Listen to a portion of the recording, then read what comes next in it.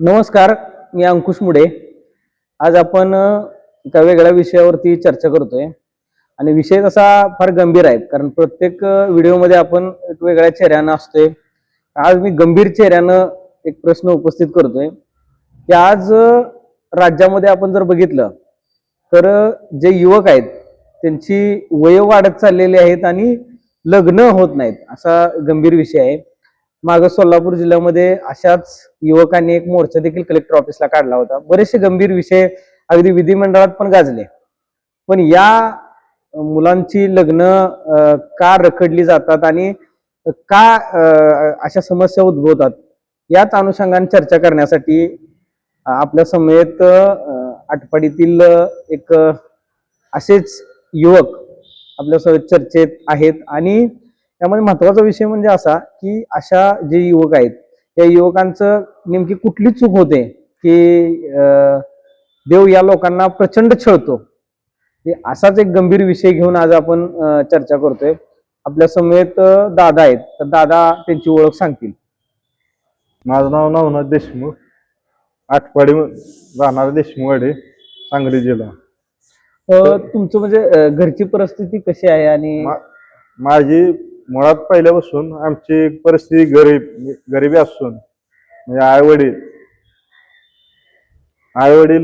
वडील म्हणजे मोलमजूर करून अनपड असताना तर मी त्यांच्याकडे कधी मी लक्ष दिलं नाही. पण ह्या कारणास काय तर चांगलं करण्यासाठी जातोय, पण ती माझं वेगळंच होऊन बसते. आणि तुम्ही लग्नाचं ज्यावेळेस तुमचं वय होतं 20-25 वर्ष, त्यावेळेस तुम्ही लग्नासाठी मुली बघितल्या होत्या का? मी 20 वयापासून मला पै पाहुण्यांनी सुद्धा मला गंडवले, मुली देतो म्हणून. म्हणजे काय तो प्रसंग होता? म्हणजे मुलगा चांगला रिझर्वेशन आहे म्हणून मुलगी देतो. म्हणजे पहिलं खायला म्हणजे आमच्या वडिलांना पगार असताना कारखान्यातला ते पगार न्यायला पैसे न्यायला येताना आमची मुलगी देतोय, तुम्ही लगीन करू नका, असं माझं वय 25-30 वय होत गेलं. पुन्हा मग त्यांनी दुसरे पैसा आमच्याकडे घ्यायचं कामाचं माझं बेकरी, मी कुठं सेंटरिंगला कुठं हमाली असं काम करून मी पैसे कमवत होतो. ते पैसे मी कधी न रुपये मोडता, न खाता, आईला वडिलांना न कधी रुपये मोडता मी असं मामाला पण दिलेलं आणि एक आत्या होती तिला पण दिलेलं. त्यांनी माझ्याकडे पैसे घेतले की मुली देतो म्हणून त्यांनी सुद्धा मला गंडवलं. गंडवल्यानंतर मी आमच्या चुलत्यानं सुद्धा एक ड्रायव्हर, एसटी ड्रायव्हर चुलता, त्यानं म्हणजे एक लगीन त्यानं सुद्धा मोडलं. जमिनीत अडथळा आणला, घर पाहिजे तिथं बांधू दिलं नाही. त्या भांडणात जमीन घालवली आणि वडील आजारी असताना मी त्यांच्यासाठी पण ती जमीन काय विकून मी हे पैसे भरले.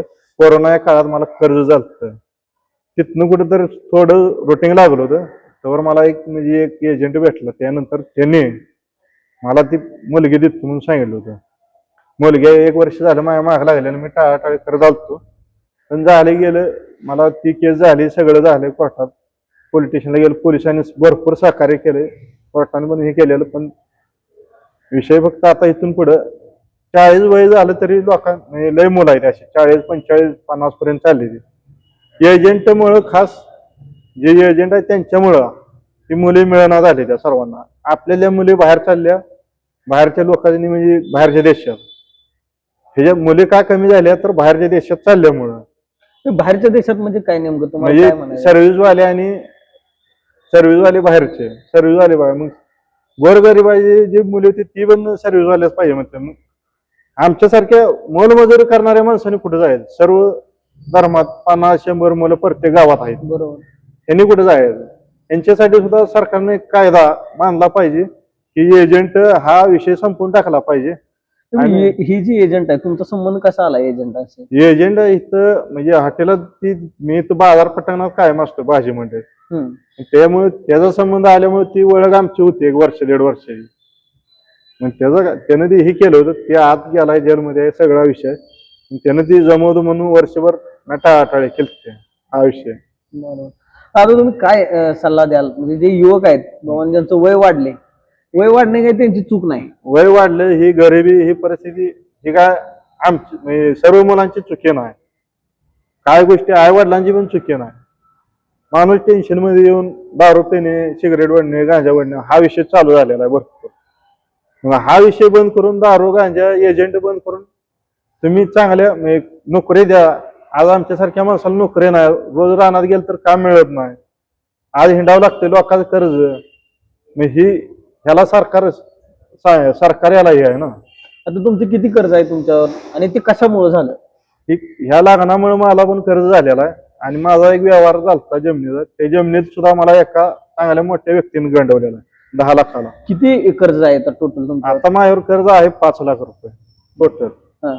मी आज भाडे घरात राहतोय कारण माझी परिस्थिती सध्या राहिलेली नाही आणि मला काम पण लोक देऊ शकत नाहीत कारण मराठ्याचा आहे म्हणून. कामाला म्हणलं म्हणते तू मोठा माणूस आहे तुला काय कमी आहे. अशा अवस्था झालेली आहे. जायचं कुठं, खायचं काय आणि करायचं तर काय. कष्ट करताना तिथं पण माणसाने म्हणजे हे करते आपल्याला. मग केलं पाहिजे काय तेवढं सांगा. सरकार तर नोकरी देत नाही ना, पेन्शन देऊ शकत नाही महिन्याला जागायसारखं. मस्त तर नाही हाटाय गाठाय, पण त्यासाठी लोक कामं देत नाही. ह्याच्यासाठी काय केलं पाहिजे सरकारनं सुद्धा ही जिम्मेदारी उचलली पाहिजे ना. काय तर त्या ह्या धर्तीवर येऊन काय आम्ही चुकी केलेली नाही. जन्म घेऊन सर्वसामान्य तुम्ही सुद्धा त्याच गरिबीतनं गेलेला आहे. तुमच्याकडे पैसा गाडीतनं फिरता, आम्ही चालत फिरतो. आम्ही आज काय केलं पाहिजे? प्रत्येक युवक हा लग्नाच्या वयामध्ये आल्यानंतर लग्न करण्याचं स्वप्न बघत असतो. आपली आता काही दिवसापूर्वी म्हणजे जी पश्चातापाची जी वेळ आली, लग्न आपलं झालं पण आपल्या पश्चातापाची वेळ आली. आज आलेली कशी ही वेळ आली? वेळ ही लग्नामुळेच वेळ आलेली आहे मला. आजी ही मी आज आपण कर्ज झालं तरी पण आपण त्याला भेट नाही. ती वस्तू जर आपल्या जवळ राहिली नाही तर आपण कसं हे करणार आहे. कर्जा नादात माणूस आत्महत्या सुद्धा करायची वेळ आलेली आहे आम्हाला सुद्धा. तुम्हाला एजंटनं छळलं, त्याच्या आधी पण तुम्ही एजंटकडे गेलता काय? हो, आधी पण गेलतोय. पण आधी पण गेलतो एजंटकडे, आधी नाही गेलो कधी. एजंट पाहुण्यातल्या पोरी होत्या, त्यांनी आपल्याला गंडवलं. काय गोष्टी आमच्या आईनं पण एक मुलगी मिळत होती जवळची, पण त्या आईनं करू दिलं ना. आईनं 2 लग्न मोडले, वडिलांनी 2 मोडले, चुलत्याने 2-3 मोडले. असं भावकीचा काय त्रास नाही. भावकीने फक्त त्रास दिलाय ती त्यांच्यानं आज तक घरी कधी चहाला सुद्धा गेलो ना, भावकीत कधी कुणा आला आई वडील असतील म्हणून. मग ही त्रास मला त्यांच्यामुळे मला त्रास चालू आहे त्यांचा, काय कारण नसताना. घरातल्यांनी लग्न मोडायचं काय कारण आहे म्हणजे काय सांगू? आम्हाला पसंत नाही, ही नाही. मग माणूस जन्माला आलाय कशासाठी आलाय? ते लग्नासाठी जन्माला आलेला आहे. एक स्त्री पाहिजे जवळ जोडीला, जोडीदार पाहिजे म्हणून. ती जर मिळत नसेल आणि त्या गोष्टी सोडून म्हणजे ह्याचं चांगलं होणे म्हणून सगळ्या जमिनीसाठी त्रास दिला. सगळं म्हणजे सांगायसारखी परिस्थिती नाही सध्या. असं करून आता तुमचं म्हणजे आता तुम्ही ज्यावेळेस लोकांच्या मध्ये जाता तर लोक काय म्हणतात? लोक सगळं झालं मागल्या काही काळात, एवढंही झालं तरी पण लोक मला नाव ठेवतात. कारण की त्यांच्या काय गेलं सगळं माझं खरं झालं, मला कोण फेडणार नाही, मीच करणार. बरोबर. पण ही माझी निंदा करून लोकांनी, हे असं माझे पण म्हणणं आहे. आज तुम्हाला लोकांच्या मध्ये सन्मानानं जाता येत नाही, म्हणजे अशी स्थिती आहे. आज सन्मानानं जाता, पहिल्यापासून सन्मान म्हणजे ह्या आम्हाला कधी गावाने दिलेलाच नाही मराठ्याचा असून. कारण जी सन्मान दिला ती वडिलाच्या पगारापोटी आणि ते प्रॉपर्टीसाठी दिलं. बरोबर. आज ते दवाखान्यासाठी ती प्रॉपर्टी विकली, कोरोना काळात कर्ज झालं म्हणून मी ती विकली. कारण मला पर्याय नव्हता. त्यात पण म्हणजे एका माणसानं मला 10 लाखाला गंडवलं. तो पण मोठ्या माणसाचं नाव सांगतो मी. ते मोठ्या माणसाचं नाव सांगितलं, माझी ताकद कुठे तेवढी पर्यंत मी पोचू शकत नाही, ना नेता ना पुढारी ना मंत्रीपर्यंत. आता जे वय वाढलेले लोक आहेत जे लग्नाच्या ह्याच्यामध्ये आहेत, असे एजंट त्यांना भेटतात, तर तुम्ही काय सल्ला द्याल त्या लोकांना? त्यांनी एजंटला डायरेक्ट लगीन झाल्यानंतर त्यांना म्हणजे हे करावं, नाहीतर लगीन तर करू नये एजंट मार्फत. एजंटनं तुमच्याकडून किती पैसे घेतले होते? एजंटनं माझ्याकडे 40,000 रुपये घेतलं. 40,000. ते तुम्ही कुठून दिलतं, कोणाकडे घेऊन दिलतं? बँकेत कर्ज काढलं? बँकेचं कर्ज काढलं. 40,000 द्यायला. मग आता परत तुमचं किती लग्नाला खर्च आला? लग्नाला माझं सगळं 6-6.5 लाख रुपये कर्ज आलं. खर्च. बरं. त्याच्यामध्ये थोडक्यात आपली फसवणूक आहे. माझी फसवणूक झालेली आहे. पण ती पोलिसांनी सगळे सहकार्य करून ती मला काय मिळवून देणे या गोष्टी केलेल्या आहेत. कारण आपलं जे प्रकरण आहे ते मीडियामध्ये पण आलं, एक दिन की बेगम. 1 दिवसाचीच बाईक होती ती. 1 दिवसाची दुल्हन, एका दिवसानं एका रात्रीची म्हणा, अर्ध्या दिवसाची. लग्न झालं निघून गेली. लग्न झाल्यावर निघून गेली. कारण असं प्रसंग किती लोकांच्या जीवनात आला असतील? असं बऱ्याच लोकांच्या जीवनात आलेलं आहे, पण हा. लोक ती बाहेर म्हणजे डोळ्यापर्यंत जाऊ शकत नाही, ते त्यांची ताकद पोचू शकत नाही, कारण इज्जत आबरूला बेलेली आहे इथे. बरोबर. जर हे असले मुस्लिम जर मराठ्याला जर काळिंबा लावत असतील, जर एवढे दिवस हायस राहून जर त्याला बट्टा लावत असेल, तर ह्याच्यावर एक कायदा निर्माण झाला पाहिजे. बरोबर. हे कायदा निर्माण असा झाला पाहिजे की जेणेकरून त्यांना सुद्धा कोणाला फसवता आलं नाही पाहिजे. जर फसवलं तर त्यांना डायरेक्ट जन्मठेप नाही तर डायरेक्ट फाशीची शिक्षा झाली पाहिजे. बरोबर. आज तुमच्या बाबतीत जी फसवणूक झाली आणि त्या फसवणुकीमुळे तुम्हाला जो पश्चाताप झाला तो या अगोदर कुणाला झाला होता का? तुम्हाला काय ह्याच्या अगोदर लोकांना काय झालेला असणार, पण ती कोण सांगत नाही, कारण नाव खराब होईल म्हणून. आपली जशी फसवणूक झाली तशी जी व्यक्ती आपल्या आयुष्यामध्ये आली त्या व्यक्तीच्या माध्यमातून आपल्याकडे काय माहिती आहे, किती लोकांना तुम्ही फसवलं असेल? त्या व्यक्तीने मला सांगितलं होतं माझ्या आधी एकच लगीन झालं, एकच झालं होतं म्हणून सांगितलं. नाही, लगीनच झालं नाही म्हणून सांगितलं होतं. मला लग्नाची गरज आहे आणि मला राहायची आधाराची गरज आहे म्हणून सांगितलं होतं. त्या आधाराची गरज आहे, मग आधारासाठी तिला आपण नाही म्हणून सांगितलं होतं. लगीन ज्या दिवशी करायचं त्या दिवशी सुद्धा तिला विचारलं होतं करायचं आहे लगीन करायचं असेल तर मी मराठ्याचा आहे, कारण की तो कोणाच्या आहे मला माहित नाही बा, असा विषय झाला. तर मग ती म्हणली मला राहायचं, मला आधाराची गरज, मला कोणच नाही, आय नाही बाप नाही भाव नाही, हा विषय झाला. तुम्हाला हे जे कळलं आता, हे आय आहे, बाप आहे, भाव आहे, आणि तिला अजून म्हणजे ह्याच्यात साखळी तर त्यांच्या आहेत, पण ती असणारच आहे, कारण की हे असं म्हणजे गटकट चेहरा बदलते. भोळेपणाचा फायदा सगळ्यांनी घेतला. माझ्या भोळेपणा सगळ्यांनी फायदा घेतलेला आहे. आज मी जगण्यासारखं मुश्किल करून ठेवलेलं आहे, तरी सुद्धा मी असं करतो. आता हे सगळं आठवल्यानंतर तुम्हाला आता पश्चाताप, आता असं वाटतं आत्महत्या करण्याची परिस्थिती आता माझ्या लेवल, कारण माझ्याजवळ पूर्ण संपलेला आहे, मोकळा झाला, करून ठेवलेला आहे तसं. आणि सगळ्यांना तीच पाहिजे होतं आमच्यात, हे जी अवस्था कंडिशन झाली. असे किती असतील राज्यात लोक की ज्यांना प्रचंड छळ झालाय त्यांचा? असं प्रत्येक 10% लोकांना ही छळ चालूच आहे महाराष्ट्रात. एजंट हा नसावा महाराष्ट्रात. एजंटवर कायदेशीर कारवाई आणि बंदी पहिल्यांदा आणली पाहिजे. जो एजंट म्हणून असेल त्याला डायरेक्ट जन्मठेप किंवा 10 वर्ष तर शिक्षा कमी लागली पाहिजे, असं काय तर सरकारनं निर्णय घ्यावा त्याच्यावर. एजंटमुळे किती जणांची अशी घरं उद्ध्वस्त झाली असतील? एजंटमुळे जवळजवळ 25% लोकांची घरं उद्ध्वस्त झालेली आहेत, आणि असे भरपूर पळून गेलेले केस आहेत, पण लोकांनी नाव खराब पडद्यावर टाकलेला आहे. ह्याच्यावर कायदेशीर काय तर कारवाई.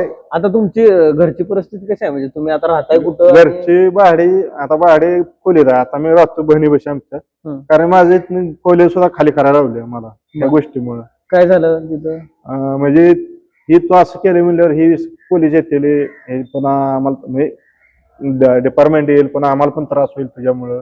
ह्याच्यामुळे त्यांनी सांगितलं तू खोली तिकडे. आता राहायला सध्या मला कोणी ठेवत ना, बहिणी बशी संध्याकाळचा जातो, जेवाय पुरतो जातो, नाहीतर दिवसभर आता असं तर काम धंदा वगैरे काय? कामाला पण काम बघते, पण कामाला सुद्धा कोणी लोक ठेवणार. आणि आपल्या रोजगाराची समस्या आपल्याला आता रोजगाराची समस्या, आणि आता सध्या पैसे चहाला म्हटलं तर पहिलं पैसे अशी कंडिशन झालेली आहे मला. आता हे दुःख होतंय, जाणवतंय. एवढी तुमची प्रॉपर्टी 20-25 लाख रुपये तुम्ही लग्नासाठी ठेवलं होतं, होय असं सांगितलं तुम्ही. होय, सगळं गेलं गेले, सगळं पूर्ण मोकळा झालं. कारण म्हणजे लहानपणापासून काम केलेलं सगळं पैसे म्हणजे मामाने गंडवलं, दुसऱ्याने पाहुण्याने गंडवलं, पुन्हा चुलत्याने भरपूर त्रास दिलाय मला जमिनीसाठी. त्यात माझं केस खेळण्यात ह्याच्यात माझं पैसे म्हणजे पूर्ण मोकळा झालेला आहे. मला माझ्या चुलत्याने सुद्धा म्हणजे आपले जमिनीला काय म्हणते ते हे केलंय, मला ते बेघर करून टाकलंय, मला भूमीन करून टाकले चुलत्याने. भावकीने त्रास दिलाय जमिनीसाठी, भूमीन करून टाकले. मग काही वेळा आणले, मग पुढल्या मग ह्याला एकटे, ह्याला घर चांगलं असलं सलाबचं बांधलेलं, लोकांचं कर्ज काढून ते पैसे फेडले, घर बांधून जमीन, त्यात पुन्हा त्रास देऊन मला ऐकायला लावलं. तिथनं त्या माणसाला सांगितलं ह्याला पैसे देऊन, त्या माणसानं मला 17 लाखावर घर बांधलं होतं, 20 लाखाचं. जमीन होती, होल होतं, सगळं होतं 36 गुंठ. त्यात मला फक्त 17 लाख द्यायला लावलं. घरात सुद्धा तोट्यात, म्हणजे जमीन फुकाड, होल फुकाड गेलं, लाईट घेतलेलं कोटेशन. म्हणजे त्या माणसानं सुद्धा मला त्रास, तिथनं सुद्धा ह्याने भावकीने द्यायला लावला. रानात काय करा गेलं, मग इकडे रान सार, तिकडे कर, रोज भांडणं, रोज शिव्या. तुम्हाला असलं. भावकीचा त्रास आहे, घरच्यांनी त्रास दिला आणि आणि पुन्हा जे आता तुमच्या आताही लागण्याचा त्रास मला झालाय भरपूर. मी जागायचं कसं हा त्याच्यावर जर दखल झालं पाहिजे, काय तर कायद्यानं ह्यांना कारवाई करता यावे आणि यांच्यावर म्हणजे ह्यांना काय तर कायदा आणला पाहिजे असा की जेणेकरून एजंट ही असा बाहेर म्हणजे पत्रकारापर्यंत मीडियापर्यंत पोचू शकत नाही. हम्म. ही फक्त मोठी लोक पोचू शकतात असा विषय. हम्म. आता तुम्ही या माध्यमातून काय आव्हान कराल की बाबा तुमचं आता संपूर्ण घरच उद्ध्वस्त या सगळ्या यंत्रणेने केलं? माझे उद्ध्वस्त केलेला आय वडील पहिल्यापासून लहानपणापासून भावकीने कधी आई जवळ येऊ दिलेलं नाही. हम्म. आईला नवरा बायकोला वेगळं केलंय मारहाण करून. पुन्हा आमच्या बहिणीला पण त्रास झालाय. माझ्या बहीण पण म्हणजे मला पण मी आम्हाला तिघाला कधी जवळ येऊ दिलं नाही. आमचं घर फोडलंय नाही भावकीने चुलत्याने गावानं. त्यांच्या बसणं पण त्रास भरपूर झालेला आहे. कधी राहायला घर नव्हतं पहिल्यांदा कोप होती तर त्यांना गावाला घरकुल मागले तर सरपंचानं 10 वर्ष खेळवलं, त्याने दिलं नाही. काँग्रेसच्या काळात 2010 पासून 10 वर्ष दिलं नाही. पुन्हा मग जमीन विकून बांधलं, जमीन विकून बांधलं पुन्हा हे त्रास द्यायला चालू केलं. ही पुढे चालला याला महाग पडा असले भांडणं रोज काढायचे जमिनीसाठी, इथं माझ्या आहे तिथं माझ्या आहे. त्यातनं पुन्हा ते असं भांडणार टेन्शन मध्ये ती देऊन टाकलं. पडला पुन्हा खर्च दवाखान्यात कोरोनात मला काय कर्ज झाल्यामुळे मी पण ते विकून लाखाच भागवलंय. पैसे पुन्हा ठेवाय नाही म्हणून. पुन्हा हे करायचं थोडंफार म्हणजे कष्टाचं पैसे साठलो ती ह्याच्यात पण मला झटका बसला एजंटमुळे आणि ह्या मुलीमुळे पण. अशा जर मुली असतील तर त्यांना सुद्धा कायदेशीर कारवाई त्यांच्यावर सुद्धा झालं पाहिजे. आणि कुठल्या पण समाजाची मुली असू द्या, दुसरं लग्न तिसरं लग्न जर गंडवून करत असतील तर दुसऱ्या लग्नाला सुद्धा त्यांना म्हणजे परवानगी दिली नाही पाहिजे. कुठला पण व्यक्ती असू द्या, एक व्यक्ती फक्त एकाच व्यक्तीबरोबर राहिला पाहिजे. ह्याच्यावर सरकारनं सुद्धा दखल घेतलं पाहिजे. कायदेशीर कारवाई ह्याच्यावर पण जायला पाहिजे. जर असं जर एक व्यक्ती जर 2-2, 3-3 लग्न करायला लागला ती ठेवत असते ना, मग दुसरी 2-3 मुलं आहेत त्या मुलांना सुद्धा ती 2 मुली मिळत नाही ना. बरोबर. मी ही सुद्धा कायदा त्यात आणला पाहिजे त्यात काय तर. देशामध्ये अनेक समस्या आहेत. देशात पण भरपूर लग्नाची जी समस्या आहे लग्नाची फार मोठी समस्या एक बनलेली आहे. लग्नाची सगळ्यात मोठी समस्या म्हणजे मुलीच मिळत नाही त्या. मुली मिळत नाही का मिळत नाही त्या की ह्याच्यात एजंट शिरल्यामुळं. एजंट काय गोरगरिबांना त्यांना लाख रुपये मिळते एजंटला, 1-2 लाख घेतली. मुलीच्या आई बाप्पाला 5-4 लाख मिळते मग बाहेरच्या देशात घालवते ते सर्व्हिसवाला बघून. मग इथल्या लोकांनी काय करायचं? एजंटचा रेट काय ठरलेला आहे? आता एजंटचा रेट आहे चालू सध्याला 2.5 लाख, 2 लाख, 3 लाख, 5 लाख. मोठे हायफाय जसं म्हणजे लगीन असं जसं हायफाय बघून तसं आहे चालू. गोरगरिबात सर्वसामान्य लोक देऊ शकतात काय पैसे? हे सर्वसामान्य प्रत्येक समाजामध्ये थोडेसे काही अल्पभूधारक लोक असतात. हो अल्पभूधारक. त्याचबरोबर फार मोठा व्यवसाय नसतो, उत्पन्न सादर केलं नसतं. त्यांच्या लग्नाचं काय? त्यांच्या लग्नाला सुद्धा मुली मिळत नाहीत. त्यांना सुद्धा म्हणजे गरिबीमुळे मुली देऊ शकत नाही ते. कारण त्यांना पाहिजे नोकरीवाला. सगळ्यांनी नोकरीवाला करायला लागले मग गोरगरिबांनी कुठे जायला? मग कमीत कमी एजंट 40-50 हजार आहे खाली येत नाही. तुम्ही ह्या साखळीचा शिकार बनला सुरुवातीला शिकार बनला ह्याचं कारण म्हणजे तुमच्या भावकीनं दिलेला त्रास, कुटुंबाचा झालेला त्रास.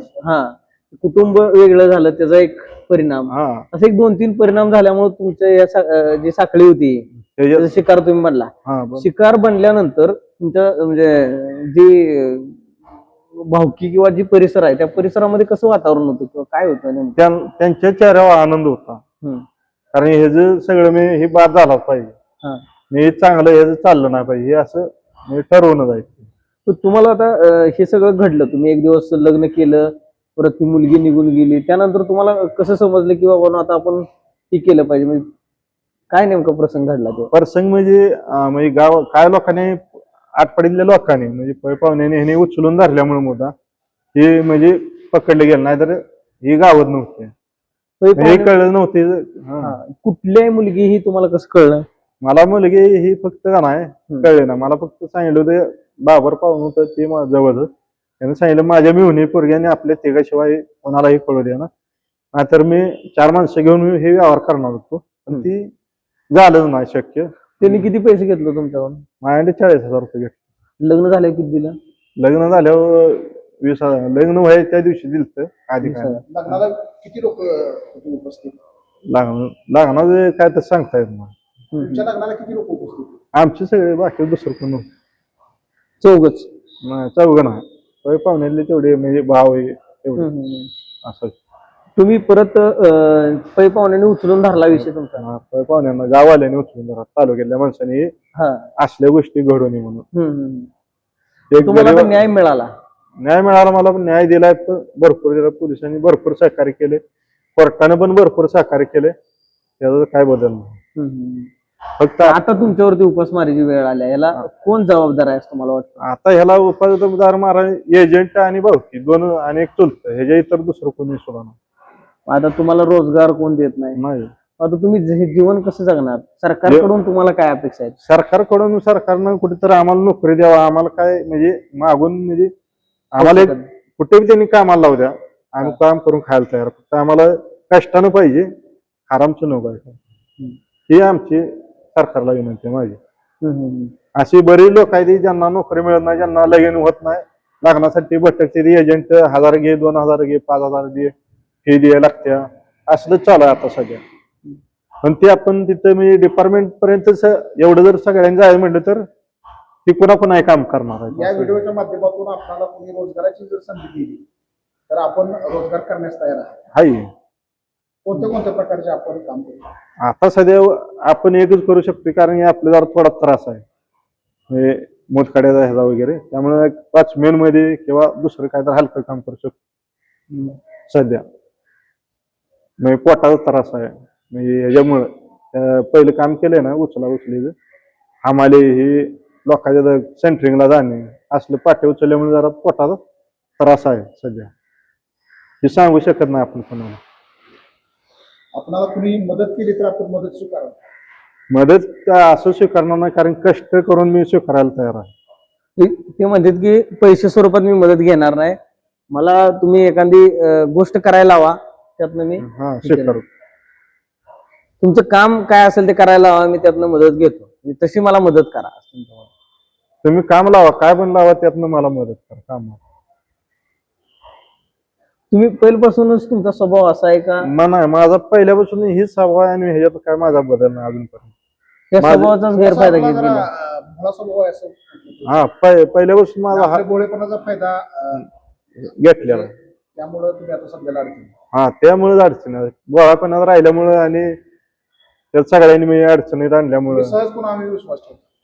सहज म्हणजे सर्वसामान्य माणसावर विश्वास ठेवते, पण माणसं मला धोका देते. तुमची पहिली गरिबीची परिस्थिती होती? एकदम गरीब, म्हणजे खायला अन्न नव्हतं. 2019 पासून मी कोरोनापासून मला जेवण मिळत होतं, ते पण आता बंद झालं माझं. आता सध्या मी एक टायमावर आलो जेवणावर. ते पण आमच्या बहिणीपाशी बहीण म्हणते 2 टायमाला जेवण जा, ते माळव्याचा धंदा करते. मग त्याच्यामुळं त्यांची पण गरिबीची असते. नाही, त्यांची जरा ते गरीबच माळव एक म्हणजे उपाधी राहत जाऊन म्हणते, तरी पण ते आपण जातो. आपण एकच टाइम जेवण जेवतो. हो, एकच टाइम. आता बहिणी असतात 2-3 महिने, 2 महिने झाले कंडिशन झाल्यापासून 2-3 महिने झाले. मग एक टाइमच जेवतो तुम्ही? एक.